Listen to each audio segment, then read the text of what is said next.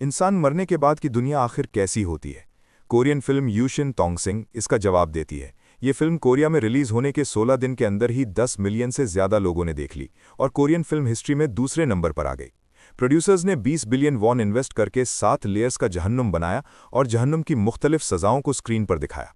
एक रिवायत के मुताबिक जो लोग गुनाह करते हैं वो मरने के बाद जहन्नुम जाते हैं और उन्हें 7 डेडली सिंस की अदालत से गुजरना पड़ता है। उनकी पूरी जिंदगी के गुनाहों का हिसाब होता है। सिर्फ वही लोग दोबारा जन्म ले सकते हैं जो तमाम ट्रायल्स पास कर लें, वरना उन्हें सजा मिलती है और रूह हमेशा के लिए अजाब में रहती है। फैसले के दरवाजे की तरफ जाने वाले रस्ते पर एक फायर फाइटर सबसे ज्यादा नुमाया नजर आता है। 3 जहन्नुम के फरिश्ते उसे भीड़ में से लेकर सीधा लाइन के आगे ले जाते हैं। एक लड़की उसका पास इंसर्ट करती है जिसमें लिखा होता है गुइरेन यानी नोबल सोल, और उसके सर के ऊपर एक बड़ा सा लफ्ज ई यानी इंसानियत चमक रहा होता है। लेकिन ये गुइरेन क्या होता है? आखिर कैसे कोई हजारों लोगों में से सीधा आगे जा सकता है? दरअसल कुछ मिनट पहले ही उस फायर फाइटर ने एक जोरदार एक्सप्लोजन का सामना किया था। ब्लास्ट ने उसे और एक छोटी लड़की को बिल्डिंग से बाहर उछाल दिया। जमीन पर गिरने तक भी उसने लड़की को मजबूती से पकड़ कर रखा। खुशकिस्मती से दोनों को ज्यादा चोट नहीं लगी। फायर फाइटर बिल्कुल ठीक खड़ा हो गया और लड़की से उसकी हालत पूछने लगा, मगर लड़की ने उसकी तरफ तवज्जो ही नहीं दी। अचानक उसे किसी ने उसका नाम पुकारा। वो पलटकर देखता है तो 2 सियाह कपड़ों में लोग बिल्डिंग के नीचे खड़े होते हैं। वो फौरन उनके पास जाकर कहता है कि रास्ता छोड़ो, लेकिन उस वक्त उसकी नज़र पड़ती है कि उसके टीम मेंबर्स किसी को बचाने की कोशिश कर रहे हैं। गौर से देखता है तो पता चलता है कि वो खुद है। 2 सियाह लिबास वाले लोग उसके पास आते हैं। लड़की बहुत खुश होती है क्योंकि किसी को बचाने के लिए अपनी जान कुर्बान करने की वजह से वो 422 साल बाद पैदा होने वाला गुइरेन है। दूसरा आदमी उसे बताता है कि वो जहन्नुम के मैसेंजर हैं और उसे लेने आए हैं। जब फायर फाइटर को समझ आती है तो वो यकीन नहीं करता। वो भागने की कोशिश करता है क्योंकि उसने अपनी मां को आखिरी बार भी नहीं देखा। वो मरना नहीं चाहता, मगर अचानक वो हवा में उठ जाता है और एक रोशनी का दायरा उसे अपनी तरफ खींच लेता है। वो लोग जहन्नुम पहुंच जाते हैं। तीसरा मैसेंजर पहले से वहां इंतजार कर रहा होता है। गुइरेन होने की वजह से वो सीधा जजमेंट गेट में दाखिल हो जाते हैं। लेकिन हैरानी की बात यह होती है कि सबसे पहला ट्रायल किलिंग हेल में होता है। यहाँ 7 सिंस की अदालत फायर फाइटर के गुनाहों को हल्के से भारी तक अरेंज करती है और इसका मतलब ये होता है कि उसका सबसे छोटा गुनाह भी कत्ल है। फायर फाइटर हैरान रह जाता है। वो कहता है उसने तो पूरी जिंदगी लोगों को बचाया है, फिर वो किसी को कैसे मार सकता है? बड़ा मैसेंजर उसे बताता है अगर तुम्हारे किसी अमल की वजह से या ऑनलाइन बुलिंग की वजह से किसी की मौत हो जाए तो उसका जिम्मेदार भी तुम्हें ही माना जाता है। ट्रायल शुरू होता है। फायर फाइटर के पांव के नीचे का पत्थर अचानक खुल जाता है और नीचे जहन्नुम की आग जल रही होती है। जो लोग गुनाहगार होते हैं उन्हें इसी आग में जलाकर सजा दी जाती है और उन्हें कभी सुकून नहीं मिलता। असल नेकी इंसान की रूह में होती है। खुद मुश्किल में होने के बावजूद वो फिर भी दूसरों को बचाने की कोशिश करता है। लेकिन ये बात जज को गुस्सा दिलाती है। किंग ऑफ हेल फैसला सुनाने लगता है। वो उस पर इल्जाम लगाता है कि एक फायर रेस्क्यू मिशन में जब वक्त काफ़ी था तो उसने अपने ही टीममेट को क्यों छोड़ दिया। ये याद उसके दिल को झटका देती है। दर्द भरी यादें उसके जहन में वापस आ जाती हैं। फायर फाइटर खामोश हो जाता है, जैसे वो खुद को ही गुनाहगार समझता हो। खुशकिस्मती से बड़ा दूत वक्त पर आ गया और आगे बढ़कर खड़ा हो गया। उसने उसके लिए हकीकत वाजे कर दी। उस दिन टीममेट की दोनों टांगें एक बड़ी चट्टान के नीचे फंस गई थीं और वो बिल्कुल हिल भी नहीं सकता था। टीममेट नहीं चाहता था कि वो अपना वक्त उस पर जाया करे, इसलिए उसने कहा कि पहले जाकर फंसे हुए लोगों को बचाओ। जब उसने 8 लोगों को बचा लिया और वापस लौटने लगा तब अचानक इमारत गिर गई। एक करीबी इंसान की जान छोड़कर उसने 8 बेगुनाह लोगों की जान बचा ली। फिर बादशाह ने फौरन फैसला सुना दिया। वो बेकसूर था और पहला इम्तिहान पास हो गया। फिर वो कश्ती में बैठकर कातिल जहन्नुम से निकल गए और मौत के दरिया को पार किया। अगला मुकाम था सुस्ती का जहन्नुम। यहाँ एक हमेशा घूमता हुआ बड़ा चक्की जैसा पहिया था, जहाँ वो लोग थे जो जिंदगी में वक्त बर्बाद करते रहे और अपनी जिंदगी जाया कर दी। मरने के बाद उन्हें यहाँ हमेशा दौड़ना पड़ता है। अगर जरा सी भी सुस्ती करें तो सीधा पहिए के नीचे कुचल दिए जाते हैं और अगर भागने की कोशिश करें तो समंदर की खतरनाक मछलियां उन्हें खा जाती हैं। फायर फाइटर को दूसरे मुकाम पर इसी सजा का सामना करना था, मगर खुशकिस्मती से वो पूरी जिंदगी मेहनत करता रहा था और हर काम ईमानदारी और जिम्मेदारी से करता था। उसका जिंदगी का रवैया भी बहुत मुस्बत था। अदालत के हाकिम चू जियांग ने उस पर इल्जाम नहीं लगाया, बल्कि उसकी मुस्बत जिंदगी से मुतासिर हो गए। लेकिन जब चू जियांग बादशाह ने उससे पूछा कि वो इतनी मेहनत और मुस्बत सोच से जिंदगी क्यों जीता है, तो उसने एक खतरनाक जवाब दे दिया, पैसे के लिए। ये सुनते ही चू जियांग बादशाह का चेहरा फौरन बदल गया और जहन्नुम के दूत भी हैरान रह गए। उसे पता ही नहीं था कि जहन्नुम में पैसा झूठा खुदा समझा जाता है और झूठे खुदा की इबादत भी गुनाह होती है। बादशाह ने अभी का सारा एहतराम वापस ले लिया और हुक्म दिया कि उसकी नाव को धक्का दे दिया जाए।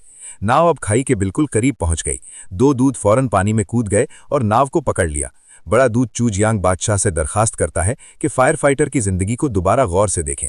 तब पता चलता है कि फायर फाइटर के घर में एक बहरी और गूंगी माँ है और एक छोटा भाई जो अभी पढ़ रहा है। घर का बड़ा बेटा होने की वजह से उसे कई काम एक साथ करने पड़ते हैं। ड्यूटी के बाद वो बारबेक्यू रेस्टोरेंट में डिलीवरी करता है, इतवार के दिन दिन भर हम्माम में फर्श साफ करता है और रात को प्राइवेट ड्राइवर का काम करता है। दिन रात मेहनत करता है, जिस्म और जहन दोनों थक चुके होते हैं, सिर्फ इसलिए कि अपने घर वालों का ख्याल रख सके। उसने कहा, मैं पैसे को खजाना नहीं समझता, बल्कि मेरे प्यारे लोगों की हिफाजत के लिए पैसों की ज़रूरत है। अच्छा इंसान पैसा पसंद करता है, लेकिन हलाल तरीके से कमाता है, फिर इसमें गुनाह कहाँ है? ये सुनकर चूजियांग बादशाह दोबारा मुतासिर हो गया और फैसला सुनाया कि वो बेकसूर है। इस तरह दूसरा इम्तिहान भी खैरियत से पास हो गया। फिर वो अगले मुकाम की तरफ चल पड़े, लेकिन जंगल से गुजरते वक्त बड़ा दूत अचानक फायर फाइटर को धक्का देकर एक दरख्त पर गिरा देता है। बड़ा दरख्त फौरन कई बेलें निकालकर उसे जकड़ लेती हैं और फिर उन बेलों से तेज धार छुरियां निकलती हैं जो फायर फाइटर के जिस्म पर खून के जख्म बना देती हैं। बड़ा दूत उसे तंबीह करता है कि अगले दफा सवालों का जवाब गलत दिया तो अंजाम और भी बुरा होगा। तो फिर वो दोबारा उसे नहीं बचाएंगे। दोबारा जन्म लेने से पहले वो ख्वाब में आकर अपनी माँ से आखिरी दफा मिलना चाहता था, इसलिए उसने फैसला किया कि आने वाली अदालतों को दिल से पूरा करेगा। वो छोटी कश्ती पर सफर जारी रखते हैं, लेकिन अचानक एक नया हादसा हो जाता है। बहुत सी मजलूम रूहों का झुंड उन पर हमला कर देता है। दोनों दूत अपने हथियार निकाल लेते हैं और रूहों को काटना शुरू कर देते हैं। 1000 साल की जंग का तजुर्बा उन्हें इन दरिंदों को काटने में बिल्कुल घास काटने जैसा महसूस होता है। मगर जैसे जैसे रूहों की तादाद बढ़ती जाती है, उनकी ताकत भी कम पड़ने लगती है। दोनों दूत अपनी तलवारों को जोड़ देते हैं और एक ही वार में एक बड़ी चट्टान को फोड़ देते हैं। वो चट्टान पीछे आने वाली रूहों को रोक लेती है और तब जाकर सब लोग बचकर निकल पाते हैं। दूत फायर फाइटर को बताता है कि अगर जहन्नुम में मजलूम रूहें हमला कर रही हों तो इसका मतलब होता है कि मरने वाले के जिंदा रिश्तेदारों में से कोई अभी अभी मर गया है। ये सुनकर फायर फाइटर फौरन घबरा जाता है और उसे डर होता है कि कहीं उसके घरवालों के साथ कुछ ना हो गया हो। रूहों के इस हंगामे की वजह से जहन्नुम का वक्त तेज हो जाता है। बड़ा दूत को डर होता है कि अगले इम्तिहान में कोई मसला ना हो जाए, इसलिए वो खुद इंसानी दुनिया में जाकर पता करने का फैसला करता है। वो फायर फाइटर के घर पहुंचता है और इत्तेफाक से फायर फाइटर की माँ उसे देख लेती है। वो माँ को तसल्ली देता है और पता चलता है कि जो मजलूम रूह बनी है वो फायर फाइटर का छोटा भाई है। माँ के चले जाने के बाद भाई की रूह अगरबत्ती के बर्तन से बाहर निकल आती है। दूत अभी उससे सवाल करने ही वाला होता है कि रूह तेजी से भाग जाती है। दूत फौरन टेलीपोर्ट होकर उसका पीछा करता है। जहां जहां वो गुजरता है वहां तबाही के निशान रह जाते हैं, मगर रूह की नफरत बहुत गहरी होती है, इसलिए वो फिर से बचकर निकल जाती है। फिर दूत उस कैंप में जाता है जहां भाई फौज में था। अपनी खास कुव्वत की मदद से वो पूरा वाकया दोबारा देख लेता है। एक रात भाई और एक नया सिपाही ड्यूटी पर थे। नए सिपाही को पता चलता है कि भाई अभी अभी किसी गम से गुजरा है, इसलिए वो उसे तसल्ली देना चाहता था। जब वो उसे गले लगा रहा था तो उसकी बंदूक गलती से चल गई और गोली सीधा भाई को लग गई। दोनों फौरन मदद के लिए फ़ोन करते हैं, लेकिन जो अफसर आता है वो डर जाता है कि अगर ये बात सामने आ गई तो उसकी प्रमोशन खराब हो जाएगी, इसलिए वो फैसला करता है कि नए सिपाही की मदद करे और सच छुपा दे। दोनों मिलकर सबूत मिटा देते हैं और भाई की लाश को ज़मीन में दबा देते हैं। उन्हें पता नहीं होता कि उस वक्त भाई अभी जिंदा था। बाद में अफसर अपनी जिम्मेदारी से बचने के लिए ये झूठ फैला देता है कि भाई एक भगोड़ा सिपाही था। उसे डर होता है कि कहीं नया सिपाही सच न बता दे, इसलिए वो उसे कुछ पैसे देता है और कुछ दिन की छुट्टी भी दे देता है ताकि वो बाहर जाकर अपना दिमाग हल्का करे। लेकिन उन्हें पता नहीं होता कि रूह अब उस नए सिपाही को ढूंढ चुकी है। नया सिपाही एक बार में जाता है और शराब पीकर अपने आप को भूलने की कोशिश करता है। तभी रूह एक शैंडलियर पर चली जाती है और उसे गिराकर उस सिपाही को मारना चाहती है, मगर इसी वक्त बड़ा दूत फिर आ जाता है और रूह का पीछा करता है। इस दफ़ा उसकी रफ्तार पहले से कई गुना ज़्यादा होती है। वो रूह को पकड़कर एक बिजली के टावर पर बांध देता है, लेकिन रूह की नफ़रत बहुत ज़्यादा होती है। वो अपनी सारी नफ़रत को ताकत में बदल देता है और पूरे शहर की बिजली बंद हो जाती है। रूह फिर से भाग जाती है। दूत मजबूरन उस नए सिपाही के पास जाता है। वो देखता है कि सिपाही ने लाश छुपाने वाली जगह का नक्शा रूह की माँ को दे दिया है।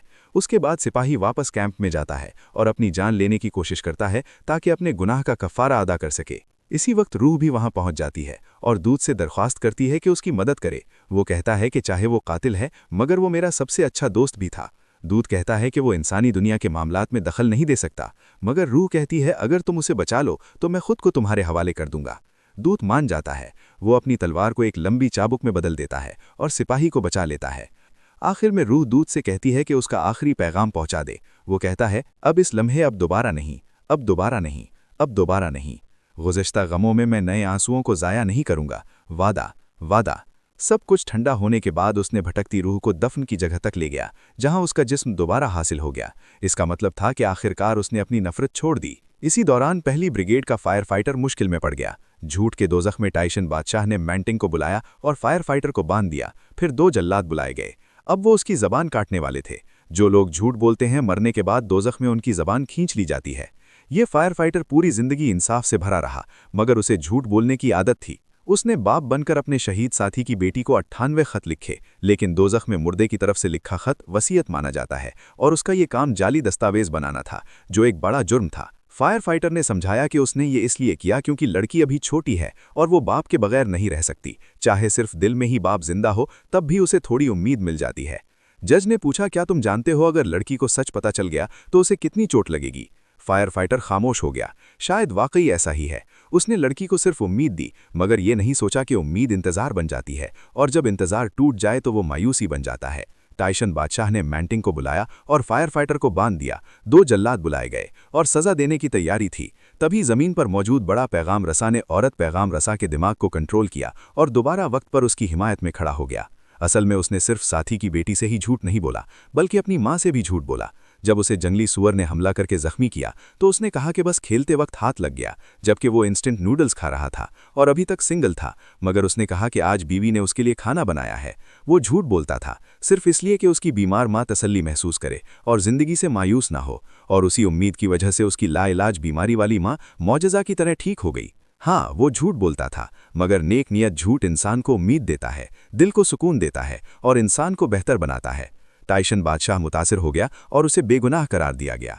इसके बाद वुगवान बादशाह का नाइंसाफी वाला दोज़ख और सोंगदी बादशाह का गद्दारी वाला दोज़ख। फायर फाइटर की जिंदगी भर की इंसाफ पसंदी और एक मुकद्दस रूह होने की वजह से दोनों से सीधा गुजर गया। लेकिन जब जुल्म वाले दोज़ख में पहुंचा तो फायर फाइटर फिर मुश्किल में फंस गया।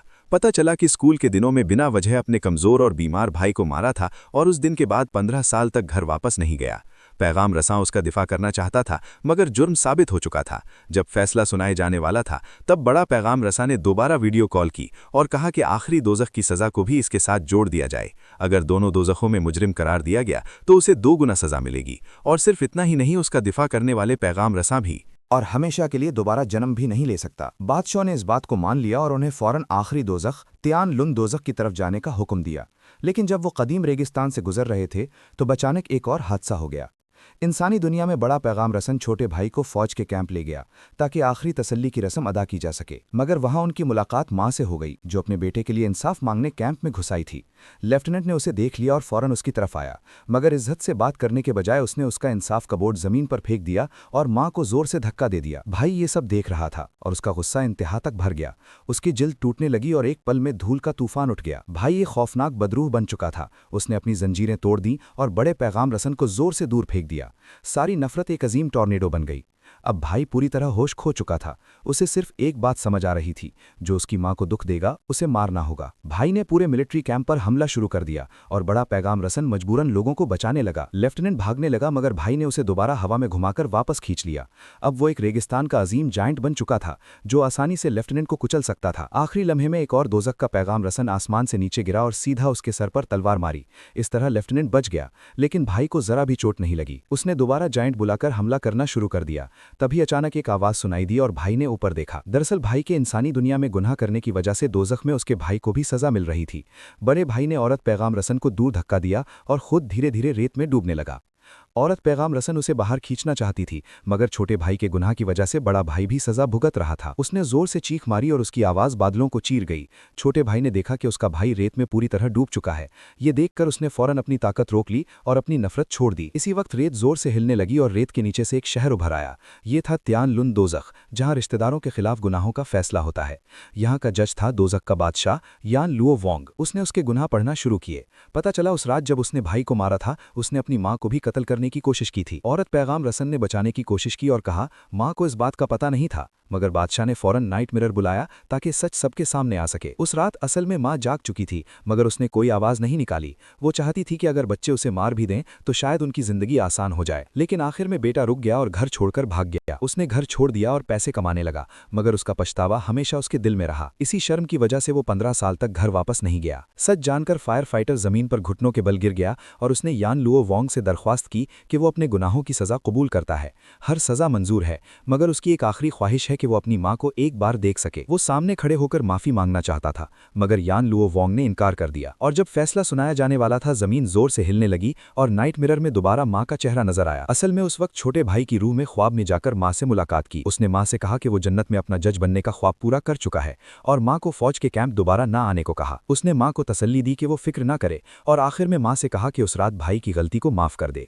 जिंदगी भर गूंगी रहने वाली माँ अपने बच्चों को माफ़ करने के लिए ख्वाब में पहली बार बोल पड़ी। ये देखकर सब लोग जज्बाती हो गए, जिनमें यान लुओ वोंग भी शामिल था। इंसानी जिंदगी में कौन कह सकता है कि उसने कभी गलती नहीं की? गलती करने की वजह से ही हम इंसान कहलाते हैं, और क्योंकि हम इंसान हैं इसलिए हमें यह भी समझना चाहिए कि अपनी गलतियों की जिम्मेदारी कैसे उठाई जाती है और माफ़ी कैसे मांगी जाती है। जिन लोगों को हमने खो दिया और जिन गलतियों को हमने किया, उन पर तब तक इंतज़ार मत करो जब सब कुछ खो चुके हो और सिर्फ पछतावा रह जाए। जिंदगी में जब तक वक्त है, रिश्तों की कदर करो। ठीक है, मैं हूं एजे। अगर आपको ये कहानी पसंद आई हो तो लाइक और फॉलो ज़रूर करें। फिर मिलेंगे अगले एपिसोड में।